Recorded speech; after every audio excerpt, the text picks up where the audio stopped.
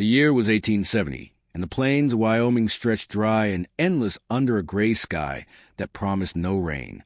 Clay Mercer rode alone, the sound of his horse's hooves dull against the cracked dirt road. He was 40, broad-shouldered, with eyes the color of cold iron, and a jaw carved by years of hard choices. His coat was dusted in trail grit, his gloves worn thin. He didn't smile much. Men who'd built fortunes off other folks' debts rarely did.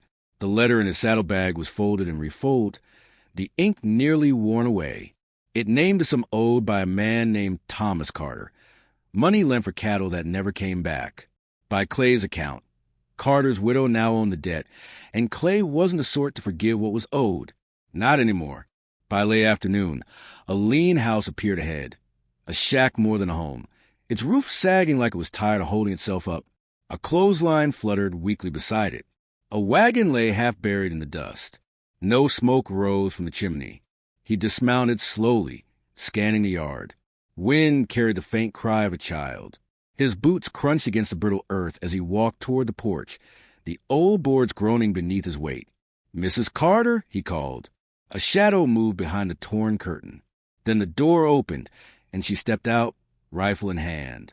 She couldn't have been older than 28, though the grief carved in her face made her look years older.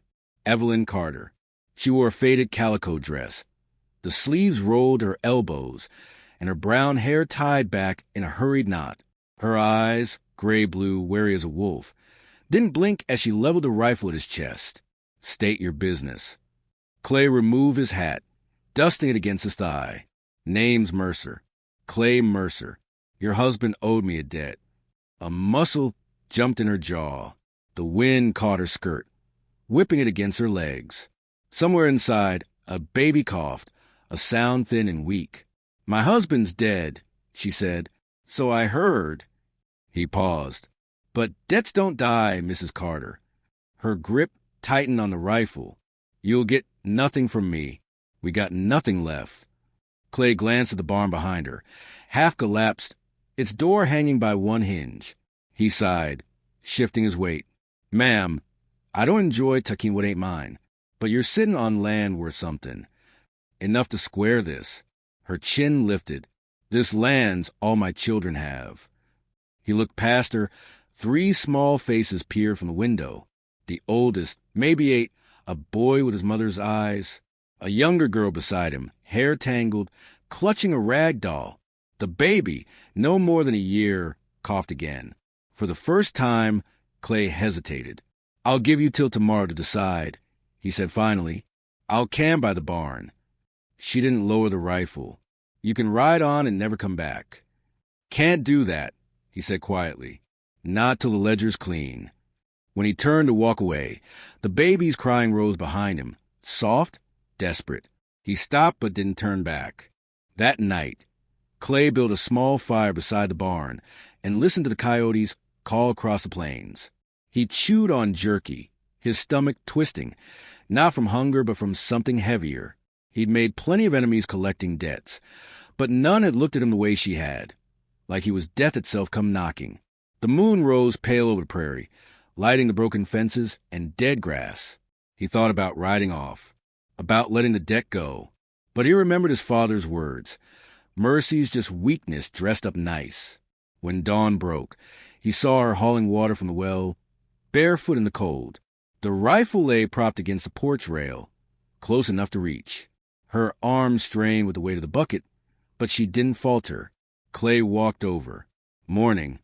She didn't look up. "You're still here. Told you I would be."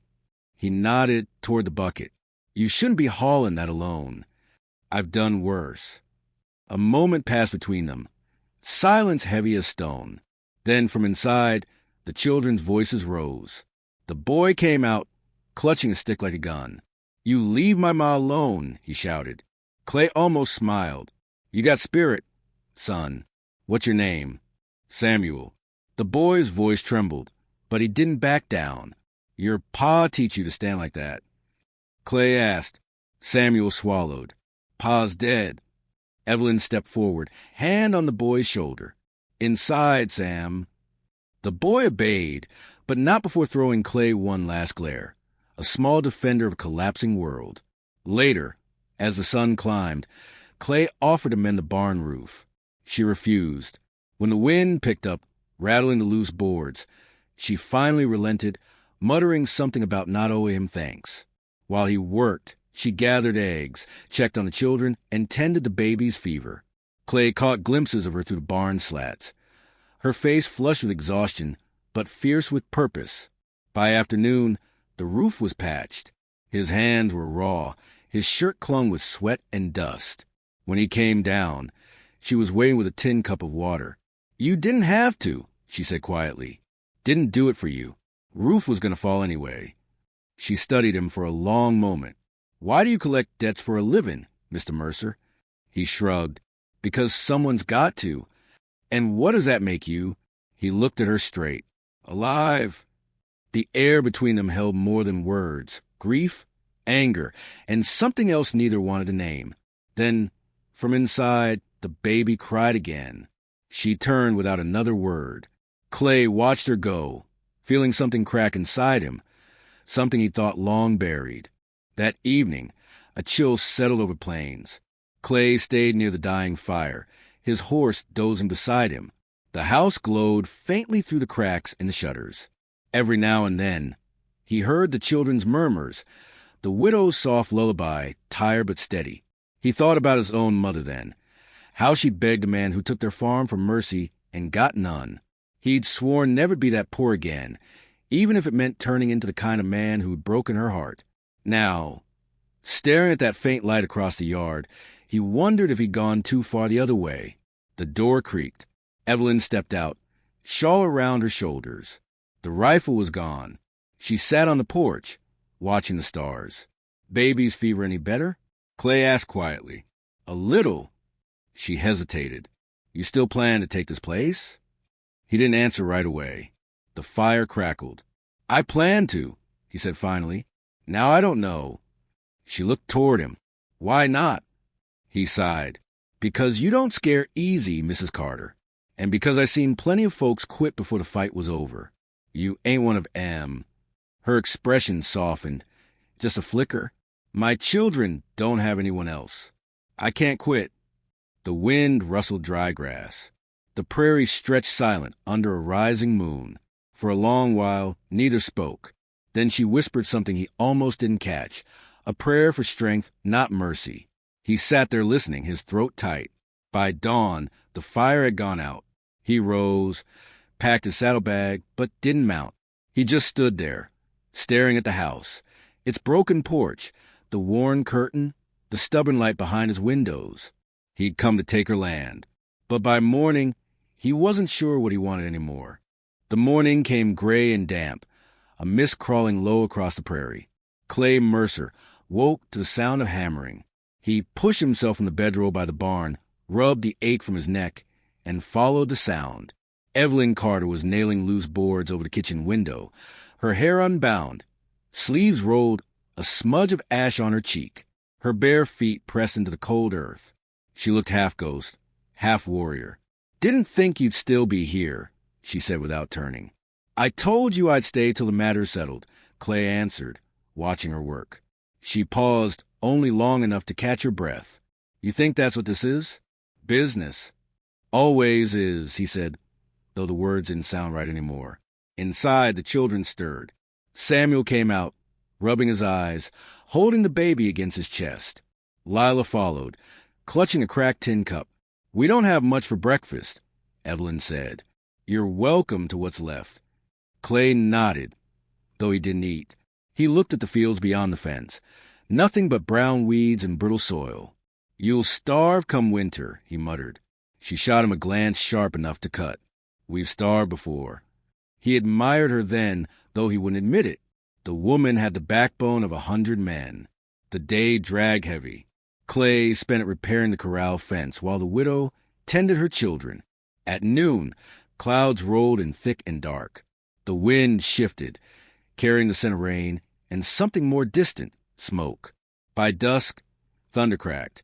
Evelyn ushered the children inside, but Clay stayed under the lean-to roof, watching lightning crawl across the horizon. Inside the cabin, the baby coughed, low, rough, unending. Evelyn soaked a cloth in cool water, pressing it against the child's chest. Her hands trembled. When she looked up, Clay was standing in the doorway, hat off, rain streaming from his coat. "He's burning up," she whispered. He knelt beside her without a word, took the cloth, and replaced it gently. The boy whimpered. Clay's rough hands looked foreign, doing something so careful. "You ever have a fever like that?" she asked softly. "Once," he said. "Didn't think I'd live through it." "But you did." "Barely." The storm raged on. Rain pounded the roof, leaking through cracks. Clay fetched buckets, caught the drips. Evelyn fed the fire, her face lit orange in the dim light. The baby's breathing steadied little by little. When the thunder faded, she looked at Clay, tired, grateful, afraid to show it. "Thank you." He nodded, eyes fixed on the fire. "Don't thank me. I owed someone long before I met you." She didn't ask what he meant. The storm passed by morning, leaving the earth soft and breathing again. Clay stood outside, sleeves rolled, repairing the water trough. The air smelled of wet sage and with smoke. For the first time since arriving, he felt the land alive. Evelyn came out, hair braided, baby on her hip. "Fever broke in the night," she said, voice quiet but warm. "He'll be all right." Clay nodded. "Good to hear." He turned back to his work, but she lingered. "You fixed that fence yesterday. Could use your help with the well." He hid a smile. "Thought you didn't need help." "I don't, but I could use a strong back." They worked in silence, drawing up water, replacing the rope, testing the pulley. When they finished, she offered him coffee, thin, bitter, but the first gesture of peace between them. As they drank, she said, "Thomas wasn't always this place. He wanted to move to the city, buy a shop. Then he started gambling. Thought he'd get rich quick. Instead, we lost everything." Clay set his cup down. "You could leave. Start again." "And go where? With what?" She looked toward her children playing in the mud. "This is all I got left." He studied her, the light catching the freckles across her nose. "You ever think about selling the land?" Her eyes hardened. "No. My husband maybe ruined everything, but this place is mine now." Their gaze held for a beat too long. Clay looked away, clearing his throat. "You're stubborn, Mrs. Carter. Good thing. It's all that's kept us alive." By noon, they'd mended fences and stacked firewood. When the baby napped, Evelyn took her daughter's hand and showed her how to sweep the porch. Clay watched them quietly, realizing he'd gone a whole morning without thinking about debts or ledgers. The peace didn't last long.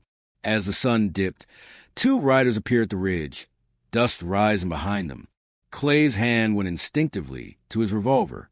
The riders stopped by the outer fence, shadows against the fading light. Evelyn stepped onto the porch. "You know them?" "Yeah," Clay said grimly. "And they know me." He walked out to meet them.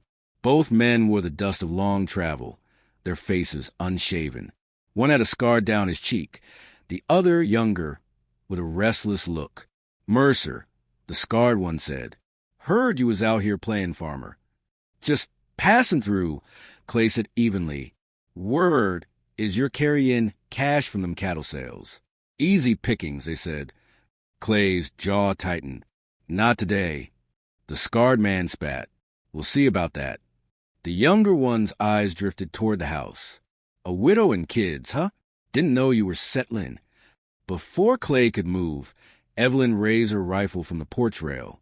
"You best ride on," she said, voice calm but deadly. The men laughed. "Ain't you a fierce one?" the younger said. Clay's revolver came up smooth and silent. She said, "Ride on." For a moment, the air stood still. Then the scarred man tipped his hat mockingly. "Next time, Mercer. You can't watch that house forever." They turned and rode off, leaving only dust and threat behind. Clay holstered his gun slowly. Evelyn exhaled, lowering the rifle. "Who were they?" "Trouble that don't forget easy," he said. Night fell fast, the horizon bleeding into black. Clay stayed by the barn, eyes scanning the darkness. The widow had lit only one lantern, keeping the rest of the house dark. "Think they'll come back?" she asked quietly through the half-open door. They will, he said. Men like that don't leave empty-handed. She nodded once, then turned to check on her children. Clay cleaned his revolver by the fire, the metal glinting under the stars. He'd fought off worse men, but not with innocent lives at stake. Hours passed. The wind shifted. Then came the faint crack of twigs.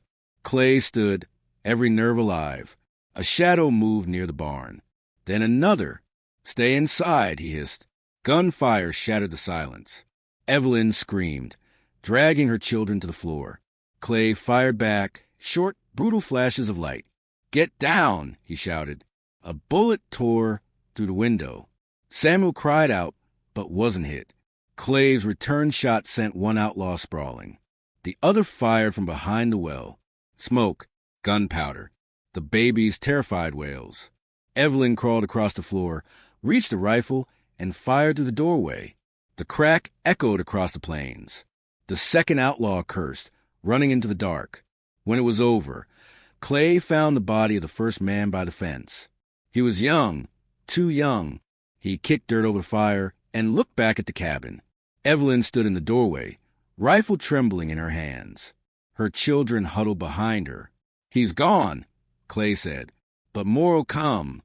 She nodded, eyes glistening. Then we'll be ready. Her voice didn't shake. He helped her fix the window before dawn. Neither spoke much. When the first light touched the horizon, she turned to him. You could leave, she said. No one would blame you.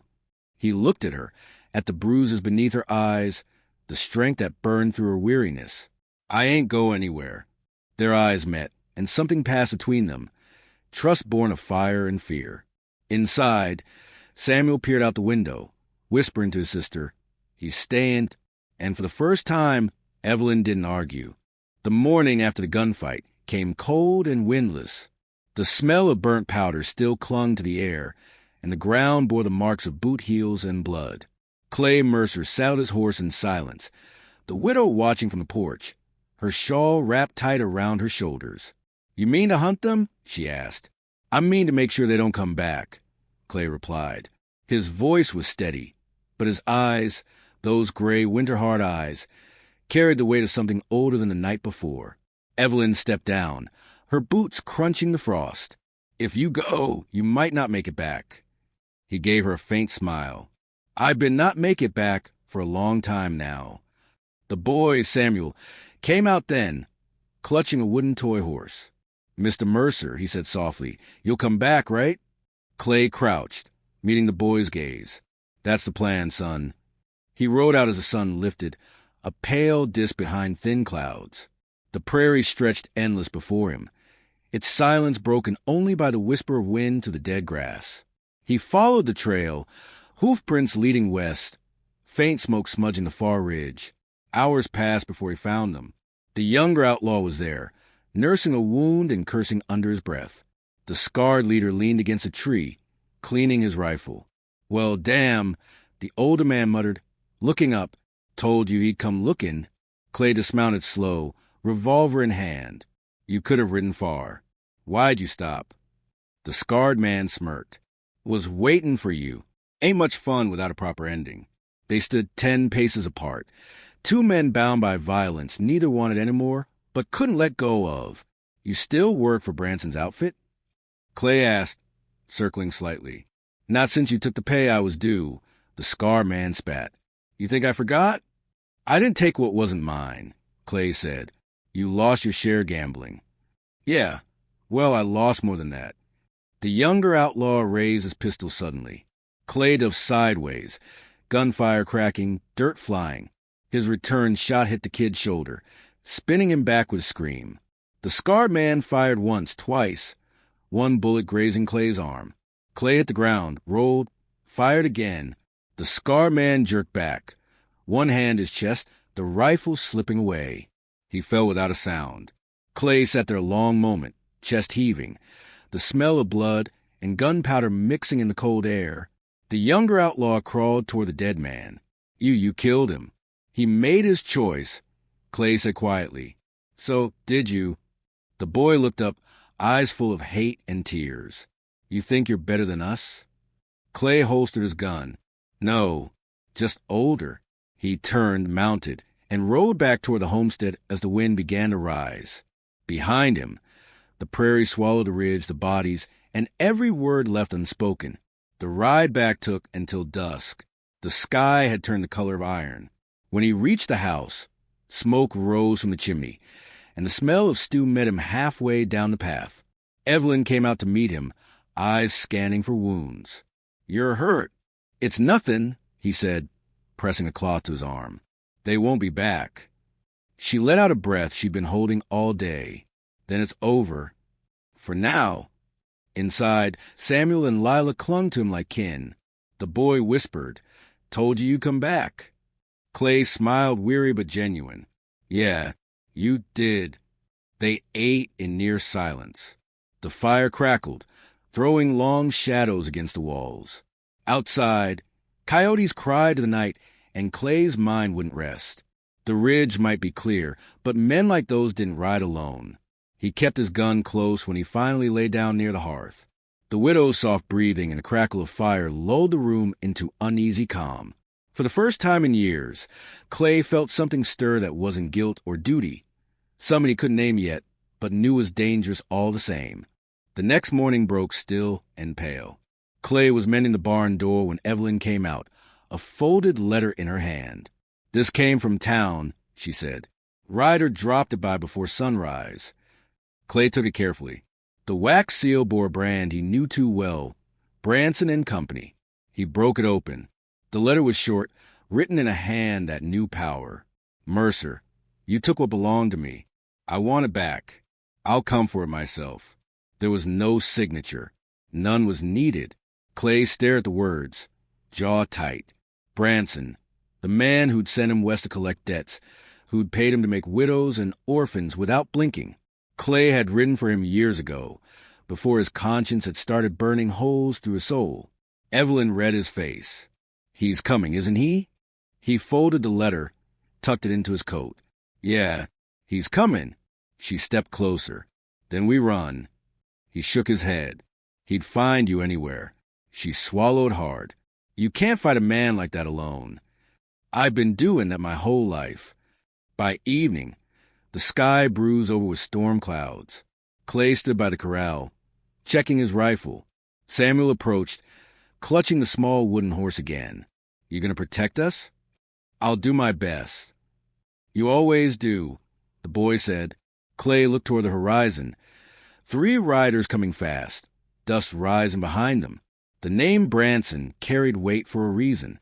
He didn't travel without guns. Inside, Clay barked. Evelyn gathered the children, rushing them into the cellar beneath the floorboards. Clay took position by the barn, every sense burning alive.